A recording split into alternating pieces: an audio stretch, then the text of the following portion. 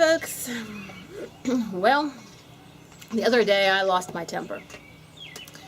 There's been a lot of talk lately about the Democrats trying to abolish the Electoral College, trying to interfere with the elections to hurt Republicans. Now, there's a couple schools of thought on this matter. I mean, Tim Pool says it's going to hurt the Democrats. And this other channel, the Vincent James, he thinks it's going to hurt the Republicans. Well, first thing I'm going to say is that in our culture war, we must never be depressed.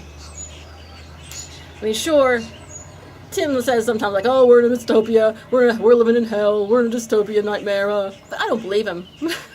Now, this other guy, Vincent, he is being depressed. He's like, the Democrats are going to win, they're going to win, we're never going to have a republic again, here's the facts, we're losing, we're losing, we're losing. No. Do you ever hear Dr. Turley saying that? Do you ever hear, Tommy Robinson saying that? Do you ever hear Martin Sellner saying that? Do you ever hear any of the other conservatives saying that or boo-hooing?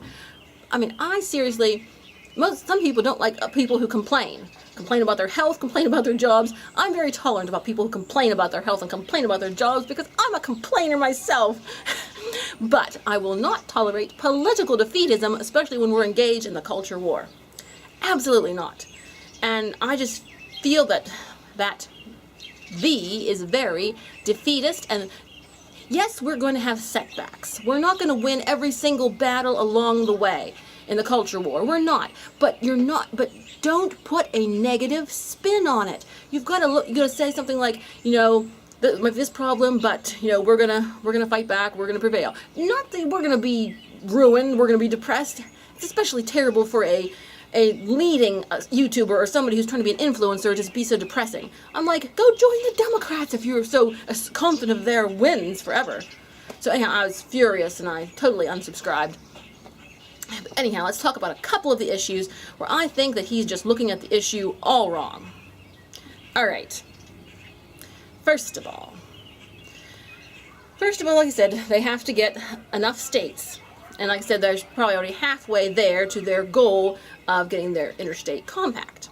All right, second of all, I said many people are saying that's unconstitutional. So, and it probably is, because it's going against our system of government. Like he said, and that's taking away representation for the small states. And then we go to, it'll have to go to court probably, and then, like I said, it can be struck down. So there's still a lot that's going to happen before the Democrats are able to carry out their evil plans. So it may be struck down as unconstitutional if they get their votes. Okay, so that's two ifs. Then, how often in history has the president lost the popular vote? Not too often. Not very often. Of course, they say that Bill Clinton lost the popular vote one time. That's funny. But, and also, look at the candidates opposite President Trump. Joe Biden, Kamala Harris, Cory Booker. I mean, do we seriously think that Elizabeth Warren or Cory Booker, Biden, they have enough general popularity to beat President Trump in the general election with all the advantages President Trump has now? Seriously? I don't think they're very popular, any of them. I don't think any of the people on the Democratic 2020 ticket are popular people. They're just not. And President Trump is an extremely, extremely popular man. Okay, so there's a bunch of reasons. Okay, then another reason. So far, the illegals do not have the right to vote. The Democrats would like the illegal aliens to have the right to vote, but currently they do not. And I know they're trying to sneak them in voting in some local elections. They may have done that.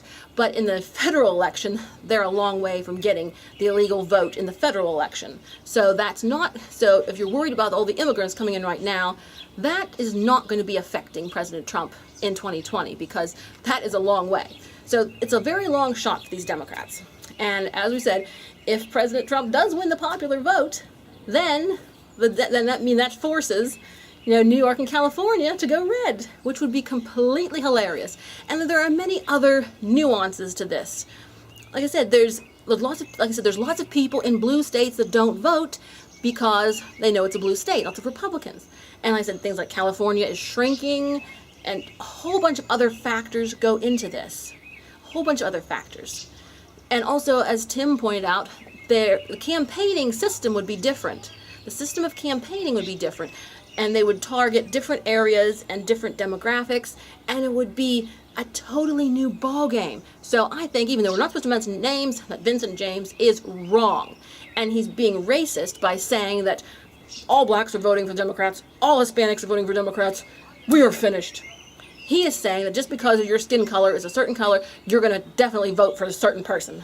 I mean, maybe some of the statistics have backed up to some extent, but that is not necessarily the truth.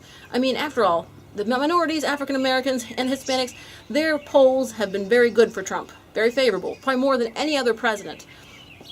So, and they said there's a lot of strong voter support, and it's even more increasing. It's increasing. And I'll bet there's going to be a strong minority turnout for Trump in 2020.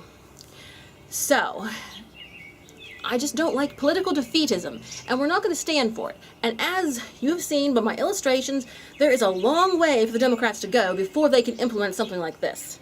And it's not going to happen before next year. It's not. There are lots and lots of factors that go into this, whether it will be a disadvantage for the Democrats, as Tim says, or an advantage for the Democrats, as Vincent James says. We will wait and see. But there are lots of factors, and many things can change. So we are not going to be a defeatist. We are absolutely not. We're going to keep fighting the good fight, and we will not get down. God is on our side. Let freedom ring.